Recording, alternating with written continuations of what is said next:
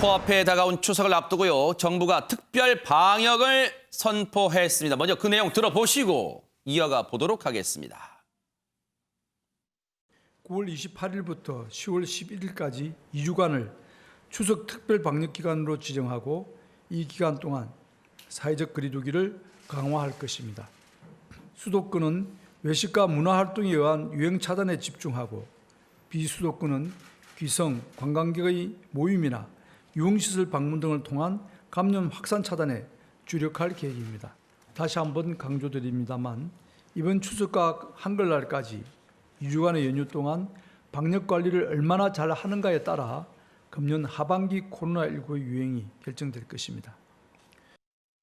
아니 그렇다면 박성배 변호사님 추석 기간 동안 구체적으로 뭐가 어떻게 지금 바뀌게 되는 겁니까? 9월 28일부터 10월 11일까지 2주간이 추석 특별 방역 기간으로 지정된 것인데 많은 사람들이 귀성하지 않고 남을 것으로 예상되는 수도권에서는 네. 외식과 문화 활동에 의한 감염 확산 차단에 주력하고 많은 사람들이 귀성에 모일 것으로 예상되는 비수도권의 경우에는 귀성, 관광객의 모임이나 유흥시설 방문 등에 의한 감염 확산 차단에 주력할 예정입니다. 네. 구체적으로는 네. 마을 잔치나 지역 축제와 같은 실내 50인, 실외 100인 이상의 집합 모임 행사는 금지되고 네. 그보다는 오히려 안전하게 방문할 수 있는 문화시설을 제공하기 위해서 그동안 금지돼 있던 미술관, 박물관, 도서관 등 실내 국공립시설의 운영을 재개하기로 했습니다. 그리고 아하. 수도권 지역은 클럽, 유흥주점, 방문 판매업 등 고위험 시설 11종에 대해서 집합 금지 조치가 현행처럼 유지되고 네. 비수도권 지역은 그 고위험 시설 중에서 5종, 즉 클럽, 유흥주점 등 5종 시설에 대해서 집합 금지 조치가 내려집니다. 네. 이런가 하면요. 추석 기간에 시민의 발휘된다고 할 수 있는 열차 관련해서도 뭔가 특별 조치가 나왔죠. 장해찬 평론가님. 네, 추석 기간 동안 한국철도에서 이제 안전여행 캠페인을 벌인다고 하는데요. 사실 이번 추석 같은 경우는 평소 대비 승차권을 절반밖에 판매하지 않았습니다. 네. 그래서 사회적 거리두기가 열차 객실 안에서도 이루어지게 한다는 것인데 네. 뿐만 아니라 과거에는 사실상 표를 구입하지 않고 이 기차에 타거나 아니면 내가 끄는 구간은 대구까지라도 부산까지 가겠다고 하면 현장에서 이 승무원들이 입석으로 표를 판매해줬거든요. 아. 그렇게 되면 밀도가 높아지면서 객실 안에 많은 사람들이 모일 수 있게 되니까 상당히 또 거리두기가 안 지켜지게 됩니다. 따라서 이번 추석 기간에는 정해진 승차권 구간만큼만 정확하게 탑승을 하실 수 있고 네. 만약에 승차권이 없거나 승차권의 구간 이게 해당이 안 되는 분들이 타시면 네. 바로 다음 역에서 내리게 강제 조치가 됩니다. 그리고 본인이 없는 구간에 탄 요금의 10배의 요금을 내셔야 하니까요. 아이고. 그러니까 정말 주의하셔서 표 구간을 잘 확인하시고 가급적이면 아무래도 고향 방문을 이번에는 자제하시라는 그러네요. 그런 정부 차원의 조치 같습니다. 아하. 그런데요. 제발 이번 추석 연휴 기간 동안 고향에 계세요. 그리고 고향에서도 집에만 좀 계세요. 이렇게 정부가 호소를 해도요.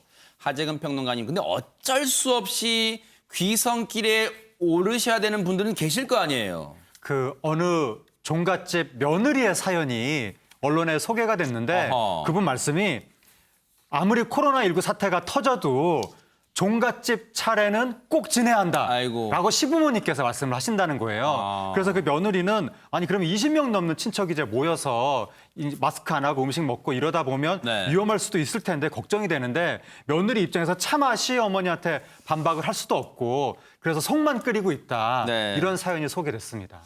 이번 추석에는 총리를 파세요라고 정 총리가 직접 자신 세일즈까지 했는데 핑계를 대라고 했는데 글쎄요. 추석에 집에 있겠습니다. 이 말을 하기가 참 어려운 상황일 거예요. 며느리 입장에서는요. 직접 저희 제작진이요. 이번 추석에 시댁에 가야 되는 그 며느리 분의 얘기 한번 들어봤습니다. 듣고 이어가 보도록 하겠습니다. 아무래도 이제 각지에서 다 모이니까 뭐 마스크를 쓰고 있는 것도 아니고 이 시국에 이게 굳이 모여야 되나 싶긴 한데 이제 어른들은 또 그런 거는 생각 안 하시고 너는 며느리니 일단 명절에는 얼굴을 비춰라 하는 입장이신지 아무런 말씀이 없으시네요. 제가 먼저 이제 말을 꺼내기도 그래가지고 다들 침묵을 지키는 저 혼자 잔다르크처럼 했다가 저 혼자 이제 눈 밖에 나오지 않을까요? 남편은 제가 아무리 이야기를 해도 묵묵부답으로 일관하더라고요. 가야지 뭘 그렇게 유난히니 라는 뜻으로 받아들이고 있습니다. 이 추석 때 다 같이 모였다가 더 심각해지면 어떡하려고. 사실은요, 저희가 뉴스파이터 시간에도 여러 차례 보여드렸습니다만 한 지방 지자체가 이 내건 현수막 아들, 딸뿐만 아니라 며느리야 그 문구를 넣었잖아요. 유인경 평론가님, 며느리가 진짜 이렇게 말을 못하기 때문에 그 문구가 정말 새삼 주목받고 있습니다. 네, 요새 뭐 시어머니들이 며느리 눈치 보는 세상이 됐다고는 하지만 여전히 명절에서는 며느리가 갑이 아니라 을인 수밖에 없는 상황이고요. 그다음에 시어머니가 그래 오지 말라라고 하셔도 이상하게 뭐 시고모님, 작은아버님, 당숙기 그래도 명절인데 다 와야죠라고 주장을 해서 의견 조율이 되지 않아서 할 수 없이 끌려간다라는 분들도 많은데 네. 누리꾼들도 다양한 의견을 내었습니다. 아직까지도 시댁에서 오지 말라는 전화가 없는데 어떻게 해야 되죠? 라고 아하. 한다거나 코로나19를 뚫고 가야 될 생각을 하니 전쟁터 나가는 심정입니다. 라고 얘기를 하고요. 식사 중에 침이 튀는 것까지 맡기는 좀 어려울 그러네요. 것 같은데 어떡하나 싶은데 네. 사실은 생각해보면 명절이 아닐 때에도 서울 지역에 사는 분이 지방에 친척 만나러 가서 식사하다가 굉장히 전파시키는 일도 많기 때문에 한 번쯤 생각을 해보시는 게 어떨까. 정총리를 좀 한번 팔아보고 싶은 심정이라는 며느리들의 말입니다. 그러니까요. 며느리들의 이 땅의 며느리들의 고통도 또 이만저만이 아닐 것 같네요. 명절 때마다. 그런데 이렇게 모두가 예민한 코로나19 사태 속에서 때 아닌 추격전이 벌어졌다고 합니다. 박성배 변호사님. 이 남성 2명이 좁은 골목길을 뛰어갑니다. 앞서가는 남성은 식당 손님이고 아하. 뒤따라가는 남성은 식당 직원인데 결국 얼마 못 가 식당 손님 잡힙니다. 식당 직원에게 저항하며 끌려가는데 혹시 뭐 돈을 안 냈어요? 그 내막은 조금 뒤에 알려드리겠습니다. 네. 저녁 시간에 벌어진 저 추격전 골목길이 어수선해집니다. 네. 저 손님과 직원분 간에 무슨 일이 있었을까요? 직접 해당 직원분에게 들어봤습니다. 처음 이제 저희한테 얘기했던 거는 이제 QR 코드가 없으니까 명부를 달라. 그래서 이제 명부를 갖다 주고 이제 저는 메뉴 작업 때문에 잠깐 뒤돌아 있었는데 저희 이제 안에 조리하시는 이제 요리사분이 이제 사진 찍는 것 같다 한번 봐달라 해서 이제 제가 뒤를 돌아서 보니까 명부 넘기고 오른손에 카메라 이제 들고 있길래 이제 갤러리를 보여달라 했고요.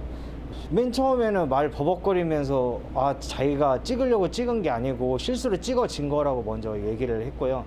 갑자기 이분이 뛰쳐나가면서 사람들이 도망간다라고 해서 이제 그때부터 이제 추격하게 되겠어요. 우리가 우려했던 일처럼 출입자 명부, 그 명부를 사진 촬영했다는 거잖아요. 장혜찬 평론가님. 네, 이게 지난 23일이니까 수요일이거든요. 얼마 안 된 이야기입니다. 오후 7시에 한창 저녁 손님 시간 많을 때 QR코드 없다고 명부 달라고 해서 사진 찍다가 직원분이 이걸 파악하지 못했으면 그 명부 사진을 마음대로 찍어가서 어디에 활용했을지 아무도 모르는 그러네요. 것이거든요. 그럼 그 명부에 솔직하게 자기 전화번호 찍으신 분들은 난데없이 이 스팸 문자나 광고성 연락에 또 시달릴 수도 있고 또 이게 아하. 만에 하나 안 좋은 경우에는 범죄에 악용될 수 있다는 그런 위험성도 충분히 있기 때문에 네. 여러 가지 우려하던 일이 이번에 터졌는데 네. 다행히 이번 케이스 같은 경우는 직원분이 도망가던 이 20대 남성을 끝까지 쫓아가서 잡으시는 바람에 경종도 울리게 되고 네. 이 예상 밖의 피해도 막을 수 있게 됐습니다. 네. 저 직원분은요, 자칫 잘못하면 본인이 위해를 당할 수도 있었던 상황인데도 저렇게 시민 정신을 발휘해 주셨는데 오윤성 교수님 앞서 사진 촬영했다는 그 사람의 변명이 참 가관입니다. 사실 이제 지난달부터 방역 당국이 이제 의무화할 때 저렇게 유출될 것을 좀 저희들도 걱정하지 그랬었죠. 않았습니까? 근데 그것이 이제 우려가 현실로 나타났는데 네. 사실 저 사람이 이제 얘기하는 나는 실수로 이제 찍혀졌다라고 하는 것인데 이 촬영이라고 하는 행위는 사전에 초점을 맞추는 선행 행위가 있어야 되는 거예요. 그렇기 때문에 이 실수라고 하는 것은 고의성이 없다라고 하는 것을 전제로 해야 되는데 네. 이 내용을 확인을 해보니까 놀랍게도 여기에 있는 그 명단뿐만 아니라 다른 업소에 있는 출입자 명부 사진도 같이 나왔단 말이죠. 세상에. 그러니까 이제 이 사람이 얘기하는 뭐 얼떨결에 뭐 자기는 실수를 했다라고 하는 것이 그것은 완전히 어떤 하나의 이유에 불과했다라고 지금 보고요. 네. 지금 이제 경찰에서는 휴대전화에 대한 그 포렌식 작업을 진행 중인데 일단은 건조물 침입 혐의로 조사를 하고 있는 상황입니다. 그런데 박성배 변호사님, 경찰의 수사가 여기에서만 그칠 게 아니라 혹시 이 사람이 그동안 찍어놓은 이 명부로 다른 부정한 이득을 취했는지 또는 어떤 사람들에게 넘겼는지도 반드시 밝혀내야 될 것 같습니다. 당연히 그렇게 해야겠죠. 경찰이 일단은 식당에 신고를 받고 이 남성에게 건조물 주거 침입 혐의를 적용한 이유는 부정한 목적으로 식당에 출입했기 때문입니다. 그런데 개인정보보호법 위반은 추가 조사 후 그 적용 여부를 판단할 방침이라고 하는데 네. 이 명부를 역학조사 외의 목적으로 이용할 경우에는 개인정보보호법에 따라 2년 이하의 징역 또는 2천만 원 이하의 벌금에 처해집니다. 아하. 단시간이긴 합니다만 실제로 이용했다면 추가 형법 규정 적용 여부도 충분히 가능합니다. 네. 정말 우려가 현실되는 이런 사태에 다시는 일어나지 않기를 좀 기대를 해보겠습니다.